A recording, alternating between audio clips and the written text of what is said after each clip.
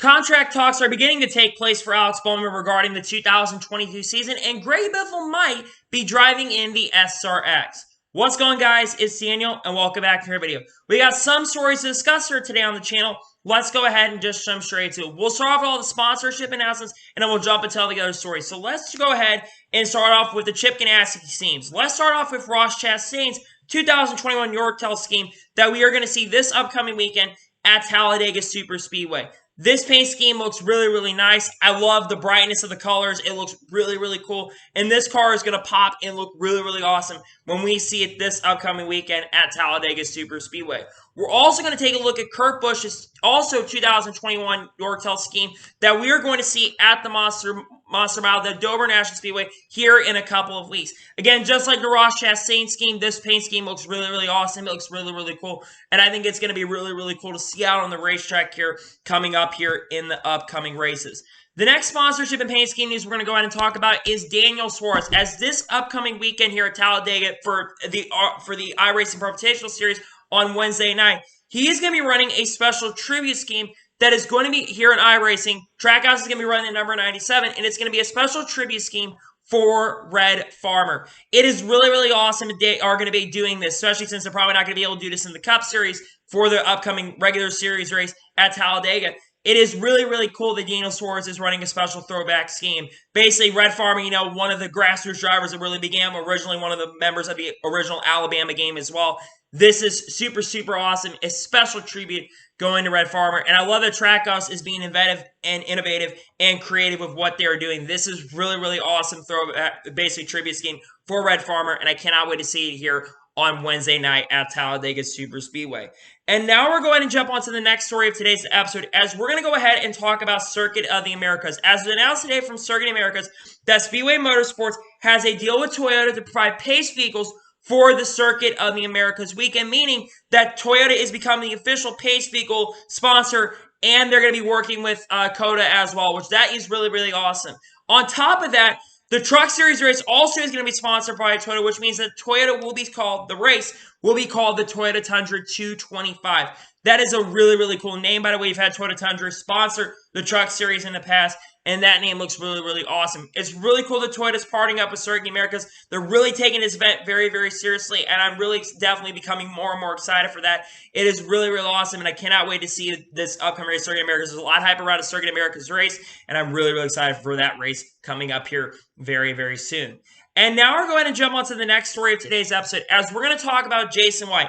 As Jason White is going to be returning to the Xfinity Series once again at Talladega Superspeedway. He'll be driving the number 13 for NBM Motorsports in partnership with the Rain Brothers. Remember a couple weeks ago, I think it was about a month or two ago, when it was announced that Rain Brothers had moved their partnership with the number 23 car, which was originally RSS Racing.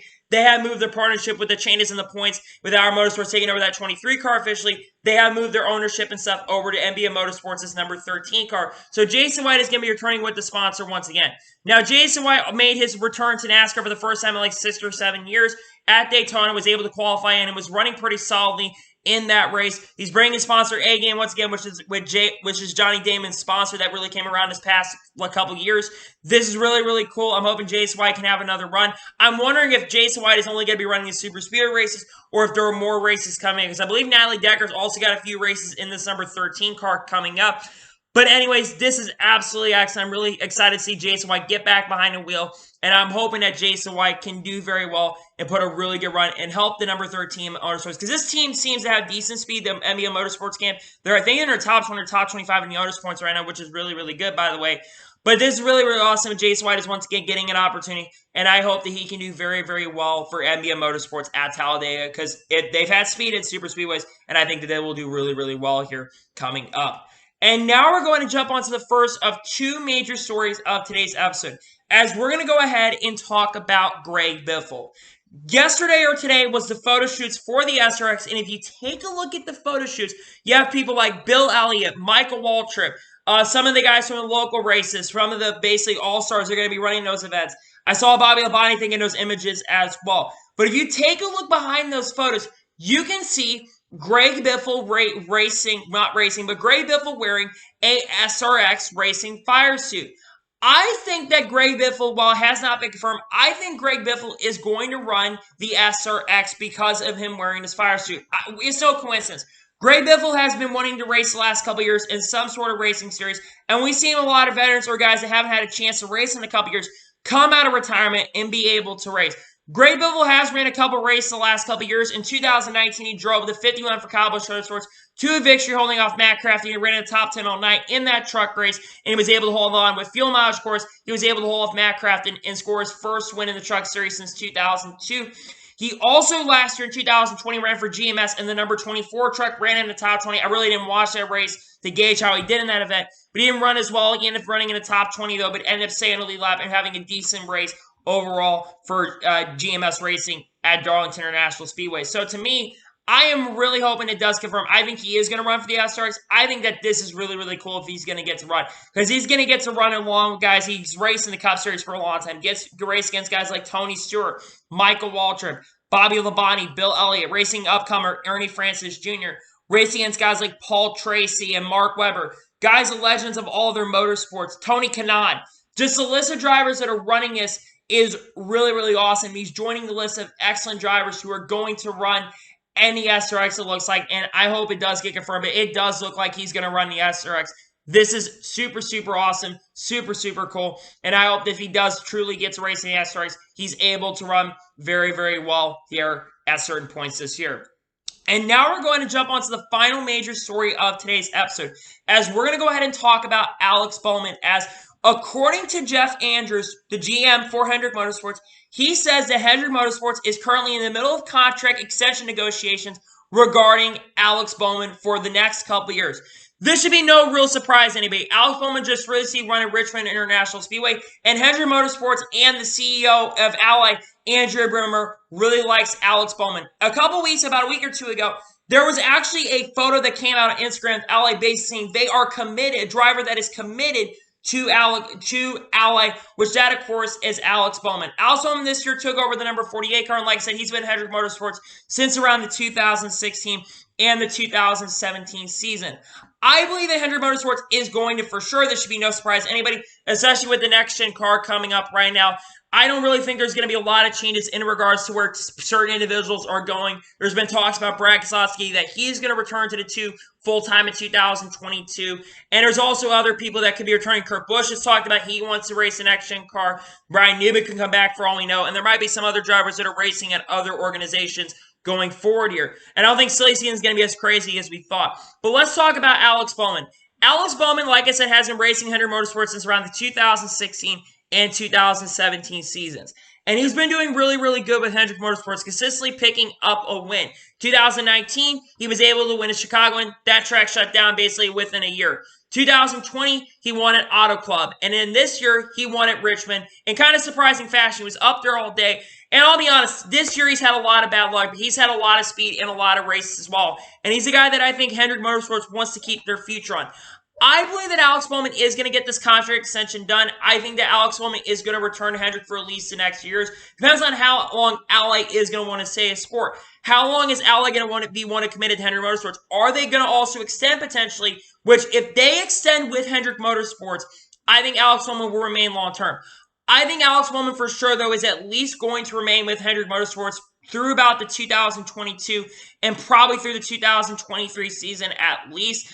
Again, I think it should be no surprise. I think Hendrick Motorsports is going to keep their core group of drivers. We know William Byron's contract ends after 2022, but I think that there is a very good chance that William Byron, he's going to basically end up extending with Hendrick Motorsports here for a long time. Hendrick Motorsports believes him. William Byron has really shown what he's been able to do with Rudy Fiegel. He just needed a really good crew chief, and he picked up Rudy Fiegel this year. Kyle Larson, coming over to that team this past year, even though Larson only has, I think he's got a 1 or 2 year deal. Hendrick wants to keep him for a long time. Sponsorship is going to be the big question to keeping Larson around long term. But I think over time, as Larson continues to start winning more races and continues to be more consistent, Larson is going to end up getting a longer extension. Chase Elliott's contract, like William Byron's, goes through the 2022 season.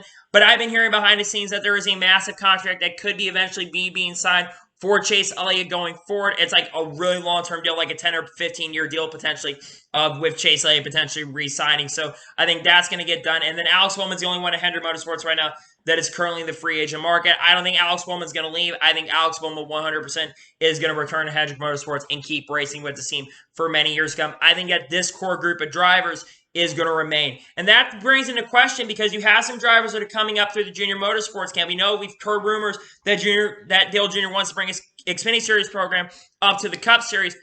But you have a couple drivers that have been in the pipeline and maybe one day go to Hendrick Motorsports. You have guys like Noah Gragson, who's right now racing for Junior Motorsports for his third season. I know that there's potential that Noah Gragson could jump up to the Cup Series with Junior Motorsports and drive like the number 88 for them if they are to jump up, or the number 8 or whatever number they decide to go to in the Cup Series. And you also have Justin Allgaier, who's in the Junior Motorsports camp, but I would expect that he would go up with Junior Motorsports the Cup Series if they are to jump up the Cup. You also have Sam Mayer, right now the Phenom, who's been really killing it so far in the ARCA Series. He has one Truck Series win for GMS, and he's going to be jumping into the Xfinity Series later this year in a couple months. As a matter of fact, when we race at Pocono for the Pocono Cup Series doubleheader in the Xfinity Series, we'll be taking over the 8 car from Josh Berry. And Josh Berry is another question, too, because we think Josh Berry is probably going to go up with Junior Motorsports Cup Series if that is potentially as well.